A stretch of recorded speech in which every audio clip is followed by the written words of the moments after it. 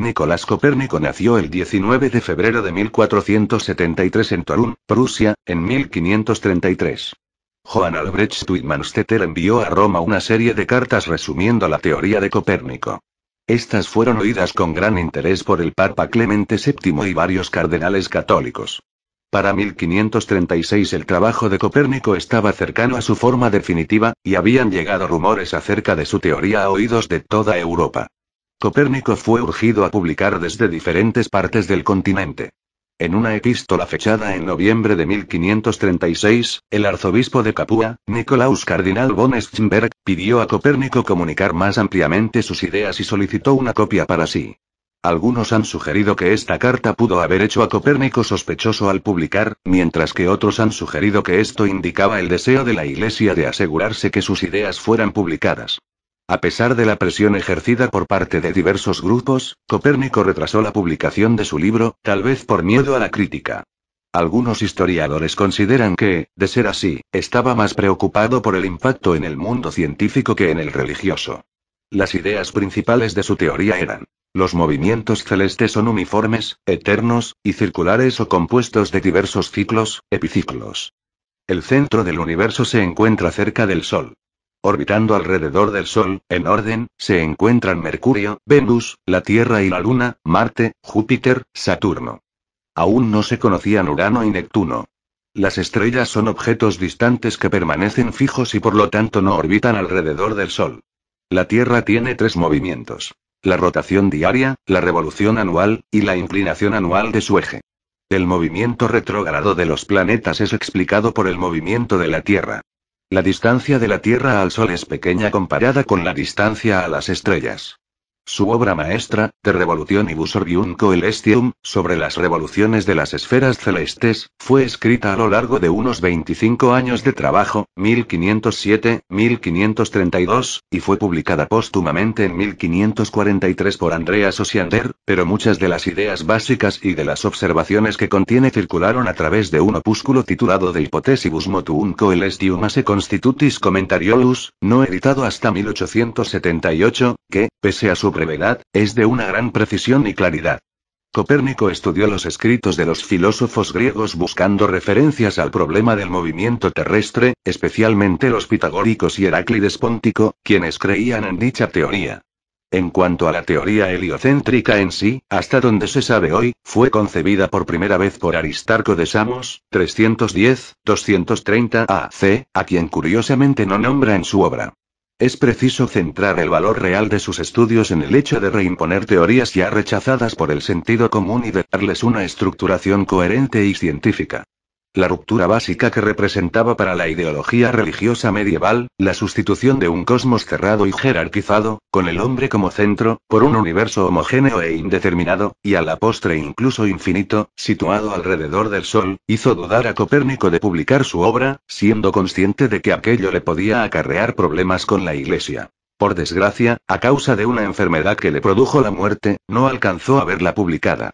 Copérnico aún estaba trabajando en el De Revolutionibus Orbium Coelestium, aunque aún no convencido de querer publicarlo, cuando en 1539 Georg Joachim Reticus, un matemático de Wittenberg, llegó a Fromborg. Philipp Melanchthon había arreglado para Reticus su visita de diversos astrónomos y el estudio con ellos. Reticus se convirtió en el pupilo de Copérnico, viviendo con él durante 2 años. Reticus leyó el manuscrito de Copérnico y de inmediato escribió un resumen no técnico de sus principales teorías en la forma de una carta abierta dirigida a Scherner, su profesor de astrología en Nuremberg, y más tarde publicó esta carta como un libro titulado Narratio Prima, primer recuento, en Danzig en 1540.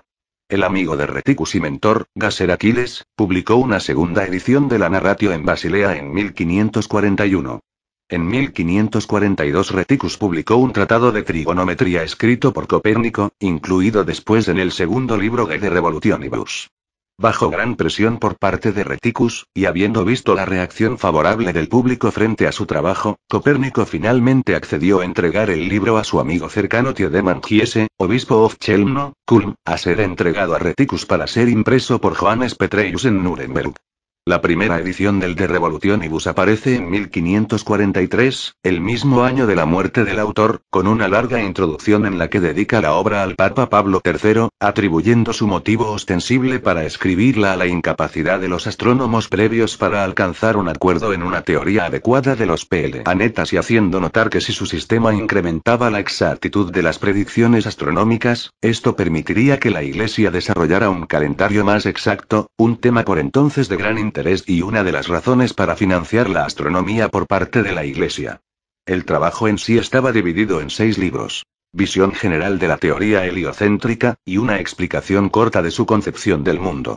Básicamente teórico, presenta los principios de la astronomía esférica y una lista de las estrellas, como base para los argumentos desarrollados en libros siguientes. Dedicado principalmente a los movimientos aparentes del Sol y a fenómenos relacionados.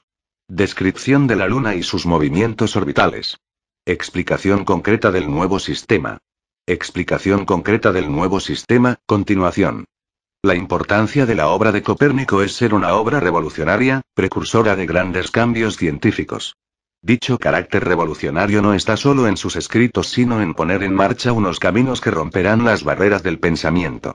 No debemos olvidar que la obra de Copérnico sigue ligada al mundo antiguo, ya que ciertas premisas platónicas siguen vigentes en su pensamiento como los 2 grandes principios de uniformidad y circularidad.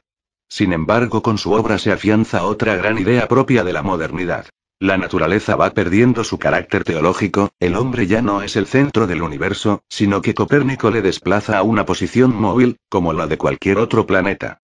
A partir de Copérnico se desencadena la idea de que el hombre ahora está gobernado por su razón, que será la facultad del ser humano que hace que tome parte en el ordenamiento del universo. Así el hombre pasa a ser un ser autónomo que basa dicha autonomía en su capacidad de raciocinio. La razón humana puede ahora apoderarse de la naturaleza, dominarla y controlarla. Así el hombre deja de ser el centro físico del universo para convertirse en el centro racional del universo.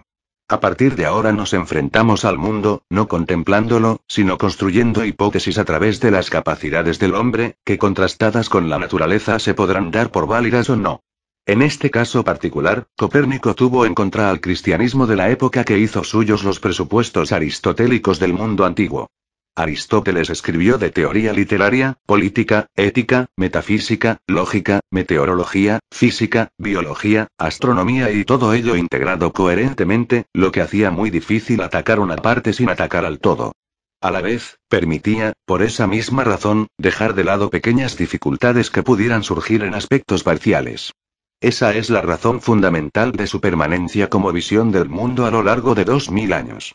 Si además se añade que, tras su descubrimiento por parte del mundo medieval, este sistema fue cristianizado y asumido por la Iglesia Católica a través de la obra de Santo Tomás de Aquino, comprenderemos mejor la resistencia que opuso a su superación y hasta qué punto determinó, no solo la historia de la astronomía, sino de la ciencia y de la cultura. La difusión de la teoría copernicana se lleva a cabo sobre un fondo político e histórico en el que es de importancia fundamental el problema religioso existente desde 1517 con la irrupción en escena del luteranismo.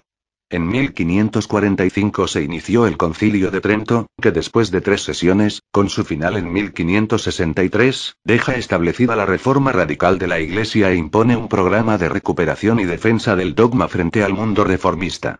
Pío V y Gregorio XIII, entre 1566 y 1585 culminarán el proceso de recuperación de la Iglesia Católica en la segunda mitad del siglo XVI, solventado los problemas de disensión interna y de jerarquía. Difunden la enseñanza eclesiástica y recuperan importancia e influencia en los países en los que la creencia protestante se había hecho fuerte.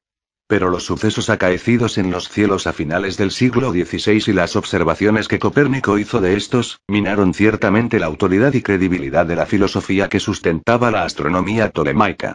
La Iglesia protestante paulatinamente se rinde ante la situación y su oposición al heliocentrismo desaparece. Se da un vuelco en la situación. A partir del final de siglo será la Iglesia Católica la que, utilizando su poder organizado en la Inquisición, convertirá al heliocentrismo en el enemigo más inmediato. La obra de Copérnico y los cambios que propone se proyectan sobre el estado anterior de la astronomía y sobre el entramado científico y filosófico que con él se asociaban. En el texto que ahora comentamos, el autor hace un breve repaso por todas aquellas partes de la astronomía anterior a él que quedan obsoletas a partir de sus descubrimientos. La inseguridad sobre los movimientos del Sol y la Luna, ya que sus movimientos anuales no se podían establecer con seguridad, la explicación del movimiento de los planetas tampoco resultaba aceptable ya que no se utilizaban los mismos supuestos para todos, ya que en unos casos se utilizan círculos homocéntricos, en otros excéntricos, epiciclos, etc., y sobre todo, que el universo era tomado como un sistema por partes que carece de unidad. De esta manera, al final del texto, el autor reflexiona y explica que la astronomía que le precedía era confusa en el sentido de que no se seguían principios seguros sino que en unos casos se utilizaban unas explicaciones, en otros otras, y que por lo tanto se llega a un método incompleto, ya que si las hipótesis que se plantearon fueran ciertas, ciertamente podrían demostrarse con facilidad.